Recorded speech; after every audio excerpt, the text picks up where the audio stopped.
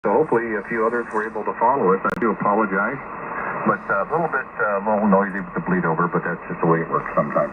Again, this is Kilowatt Zero Radio Whiskey Bravo.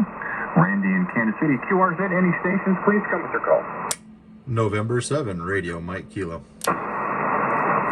Okay, November 7, Radio Mike Kilo. Ryan, good evening. How are you doing? Hey, good evening, Randy. We're doing just fine this evening. How about yourself? Well, if I told you if I was doing any better, I wouldn't have do with myself. How does that sound? That sounds pretty darn good for a Friday night, I tell you. yeah, you're right. Hey, great signal, by the way. Nice 10 over. And let's see what it's got here. Gosh, September on 20 meters. Nice to hear you again. Hope you had a good holidays and got through that. And the New Year's is treating you well. Oh, yeah, absolutely. We had a fantastic holidays with the family and the kids, and rolled right into the new year with the nose to the grindstone, still working and carrying on. So nothing to report on that end here. In fact, I'm working more than I ever have, 6 days a week. So just getting a quick radio in on the Friday night before we go back to the salt mine tomorrow. How about yourself? Holidays good? Yeah, well, yeah, it really was. Of course, they always seem to go by pretty quick. A little bit different this last time around. I was able to finagle some guys' time, and we did a special event over Christmas called the Christmas Train. We ran through the 23rd to the 26th.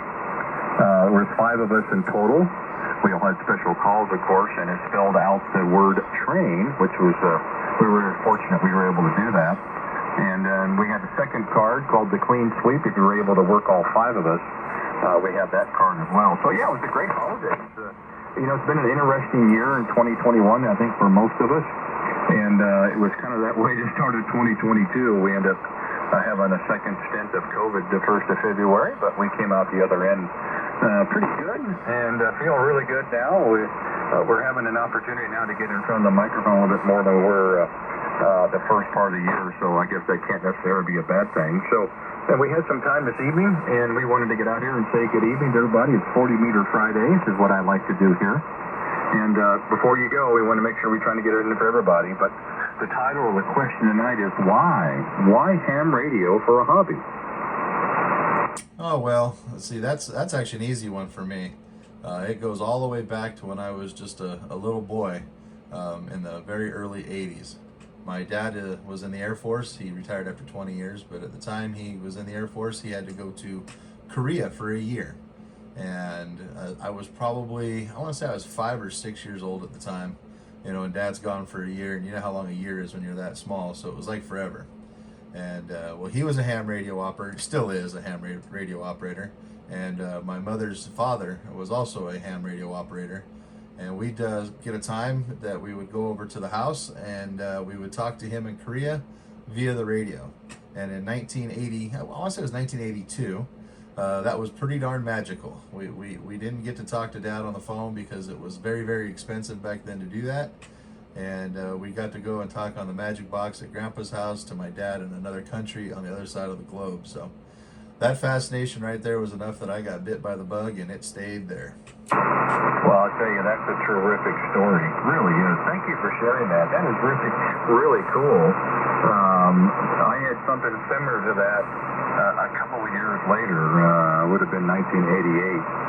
And the YL was on the island of Crete in Greece. And something similar to that. So I can certainly relate. But, yeah, that is really an awesome story. I appreciate you sharing that, and hopefully some others out there listening will have some good stories as well. But very, very cool, and you stuck with the hobby all those years. And again, I've said it many times. It's just a terrific community, and I just can't think of another great hobby.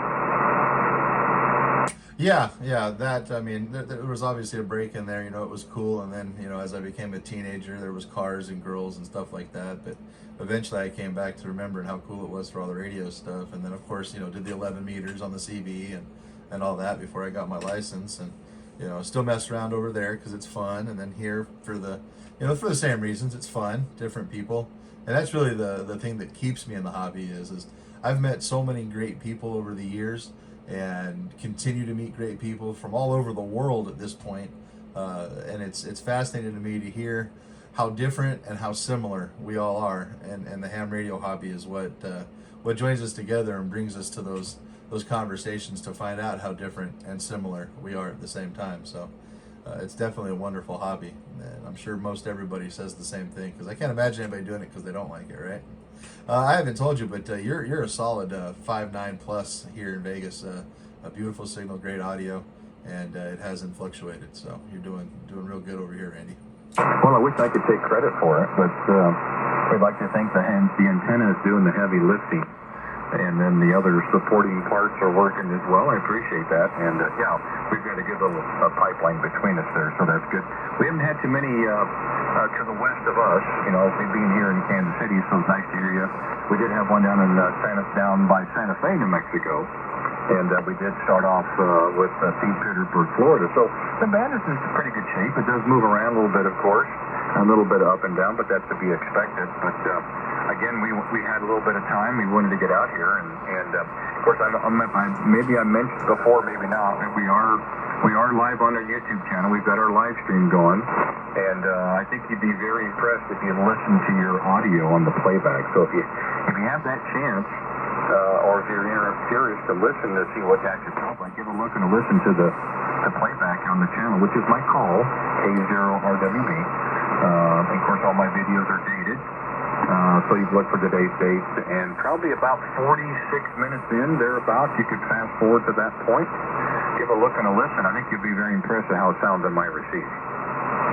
Oh, QSL and all of that. And I'm recording this myself. I don't have a big YouTube channel like you do. I saw that you were on. I was like, hey, let me see if I can hear him on 40 meters tonight. And sure enough, the conditions were there. So I figured, well, you know, if nothing else, I'll get to stop by and say hi again. So I also record, not all of them, and not for very long, but QSOs that I have an idea they're going to be pretty good, and I'll share them with some of my friends here in Vegas via my YouTube channel, which is also my call. So nothing fancy, nothing like yours. You do great work. I'm just a hack, but so I guess here in a little bit, if you feel the same, you can look up my call sign and see your audio coming back this way in your signal. So I guess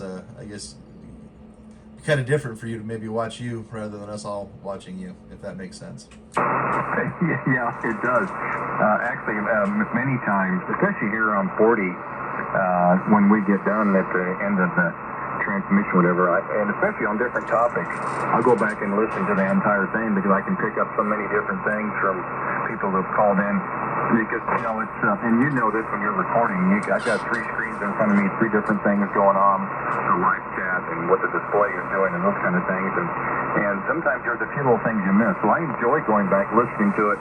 Maybe I can pick things up that I could do better in the future.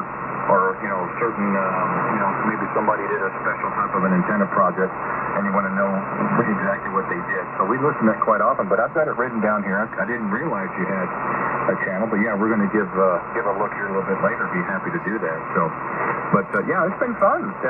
You know, it's almost like an armchair coffee, which is really nice. The distance is, you know, just a little over, almost 1,160 miles. Is what I'm showing straight line. So nothing wrong with that. Nice to see the band is open in your direction. Maybe it'll stretch out to the California and the upper northwest there as well. We'll see what happens. But very nice to hear you again, Ryan. It's been a while, of course, but hey, like I said before, never late. Always better late than never. And I'm glad we got that squared away. I do appreciate you sharing your story. It's really terrific. It really is.